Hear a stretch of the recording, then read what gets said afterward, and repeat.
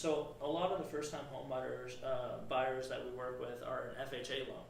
So when it comes down to an FHA appraisal, the inspection with that, what are, say, 3 of the major things that will normally get flagged on that? FHA, and that is one thing that, there are a few extras as far as cracks in the driveway, carbon dioxide detector, if there's a few steps, there needs to be a handrail. So a lot of things that can be fixed up pretty easily, but depending on how quickly the close is and something hasn't been completed or chipping paint, Sure. then you have to go back out after that, and it can cut things a little bit tight depending on how quick the close is. Absolutely. So, but most of the time, a lot of that stuff can be, mitigated and not as big of an issue as maybe a listing agent or a seller thinks it could be.